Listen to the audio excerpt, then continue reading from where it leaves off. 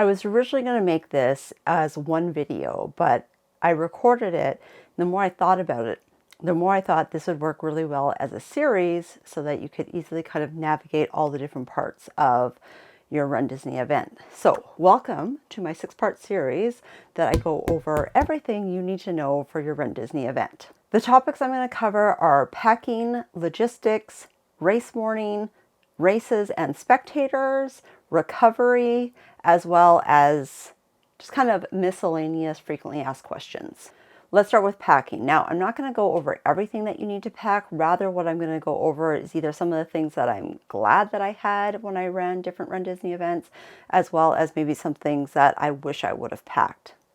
The other thing is I'm going to list some of those things in a downloadable PDF in the description, and there's plenty of space where you can personalize it. Let's talk carry-on. Now, I highly recommend that you take advantage of being able to take a carry-on on your plane. Now, every airline is different as far as what you're allowed. I fly WestJet. You're allowed one carry-on item plus a personal. My personal item, usually my backpack, fits under the seat ahead of me. But then I've started making sure that I take my carry-on piece as well. And in there, I'm going to pack a couple of pair of race shoes, a couple of race outfits, as well as anything else that I want to make sure that does not get lost from the airline. Now, knock on wood, I have had great success with not having lost luggage, but that's probably one of the last things I want is to have to try and replace shoes as well as clothes, as well as race outfits on a Run Disney race weekend. So I highly recommend that you take advantage of your carry-on. Plus, the other thing that I do is then I use that carry-on to take home my medals, any sort of heavy souvenirs that are going to weigh down my check-in luggage. A question that I see pop up a lot is, do I need multiple pairs of shoes? And my recommendation is, no matter even if you're not doing a challenge, is yes. Because your shoes need about 24 to 48 hours to kind of bounce back from wear. So if you're wearing that pair of shoes, I would recommend giving it at least 24 hours before you wear it again for either the parks or another race. When I do challenges, so for example, Dopey, I believe I brought 4 pairs of shoes. Princess is coming up in about a week and a half, and I'm going to say that I'll probably bring at least 3 or 4 pairs of shoes, and that includes not only my park shoes, but my racing shoes.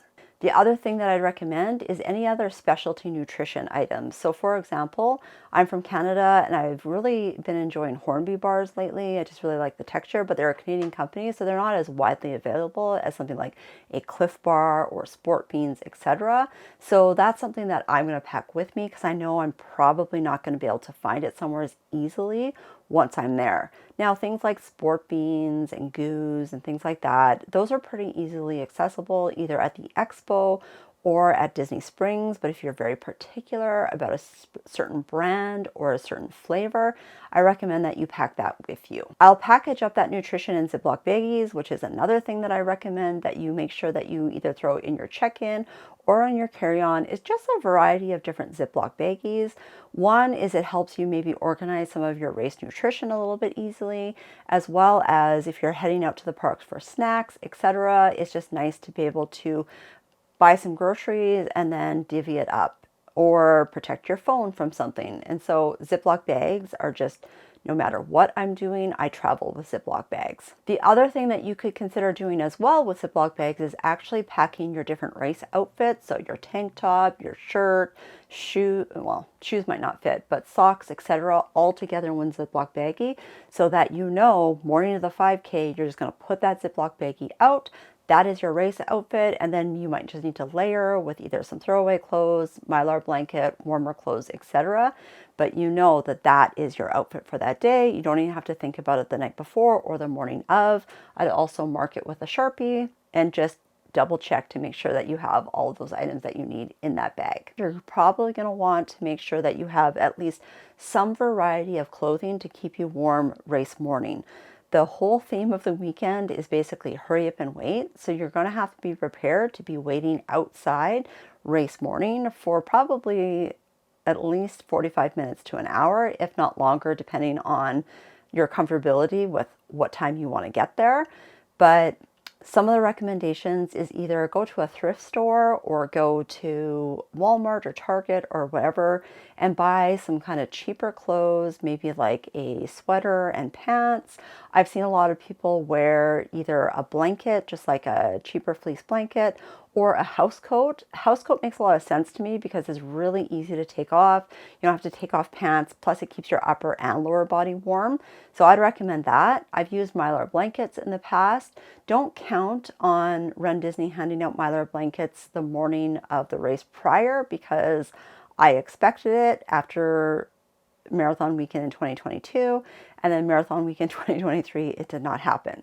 So, and I was hoping for the Mylar blankets because it was a little bit cooler than when I was there for Wine and Dine in November. And then what you can do is, if you're ready to get rid of it before you start your race, there will be collection points along the way. You'll basically just put it to the side. You'll see a lot of other clothes there. Either you can toss it before you start, or if you need a little bit more time to warm up, I would just wait till maybe a water station or garbage or somewhere like that, that it would be easily collectible, just so that we keep the race course as clean as possible. Now, if you choose to wear a Mylar blanket, you are going to have to get rid of that before you cross the start line, because that can affect your chip time.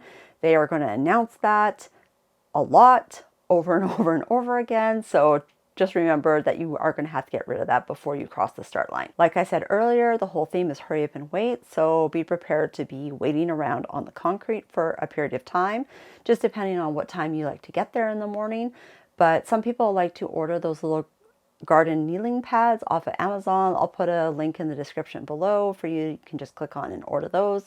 You can even have them, if it's a little bit late, you can have them delivered right to your hotel rather than delivering them home to pack. A couple of other items that I always pack with me are going to be Sport Glide. I will always put Sport Glide kind of different areas of my body where I tend to chafe. I do normally only put it on before I carry a small one with me, a little kind of tiny travel size on the race course, just in case I need it, because I would rather need it or have it and not need it than need it and not have it. So I carry a small one with me. I have yet to have to use it, but it's one of those things that I'm just like, I'm just going to take this just in case. The other thing that I like to make sure that I have with me that I pack, because I have had trouble ordering them when I've been down in Florida, are blister band-aids. I prefer blister band-aids over something like moleskin, etc. I find that they just work really well for me. When I changed shoes, when I started running in Hoka's, the first time I wore them walking, I got blisters. And so I just preventatively would put some blister band-aids on for marathon weekend in 2022. And it was fine. It was great. That's something that I always make sure that I have with me. And then I always carry a couple extra just in case I come across somebody who needs them, or I find that mine has lifted off or something like that. The other thing that I recommend that you have with you on race morning potentially, or at least you pack for your Disney vacation, is going to be a small portable charger. And if it doesn't have an attached cord, don't forget that, because it is useless without that. But there are some actually that I've come across that have the cords attached right to them, so it's one less thing that you have to worry about. But if you're somebody who is going to be taking a lot of pictures, be on your phone a lot and things like that, you might want to consider the charger, especially for the longer races. I know a lot of people like fuel rods, and I do have a fuel rod. You can't order them from Amazon in Canada. So if you're international, I recommend that you're ordering it from Amazon.com and have it delivered right to your hotel. I'm also going to link a couple of those other smaller chargers in the description below, and a couple of those ones that are smaller that have the cord attached, just one less thing that you have to worry about. The other thing that you can consider getting are something like Bib Boards, which is these guys here, or magnets. So as you can see, my old Dopey bib here, I had the Bib Boards. These ones are kind of fun, racy to the castle. Now, I've used Bib Boards and I've used magnets because I just got magnets at Marathon Weekend just this year in 2023. I actually really like the magnets because I tend to put on a long sleeve when I first start, but for longer races, I typically want to take that long sleeve off. And I just find that the Bib Boards are a little bit harder to take my bib on and put it back on, whereas the magnets were a little bit easier to do. I found them to be quite sturdy. I wasn't worried about losing any of them or my bib coming off at all. The other risk with the Bib Boards is that it is a snap closure. So there's 2 pieces, and it's gonna snap together, which there is a risk that it's going to possibly put a hole in your shirt. I've never had that happen. It does create an indentation for me that comes out in the wash, but it is a risk, and I know that some people have had their shirts ruined. So just keep that as a consideration. The other option too is just to use the pins that they provide you, which is completely fine. I usually will throw those in my bag as just kind of a just in case I need them for something, which seems to be kind of my theme. I prefer to have things just in case versus not having something and wishing that I did. Obviously, you're still going to need, you know, your park clothes, your whatever clothes, all of that stuff. But I would say that that gives you a good idea of some of the things you want to really make sure that you have or that you have access to when you get there. If you have more tips, feel free to drop them in the comments below. If you found this video helpful, please give me a like. It helps me out. Be sure to check out all the videos in this series. I'm going to link the playlist here so that you can easily access it. And lastly, before you go, don't forget you got that PDF download in the description below. I will see you in the next one. Bye. That was fast talking. I hope that didn't suck.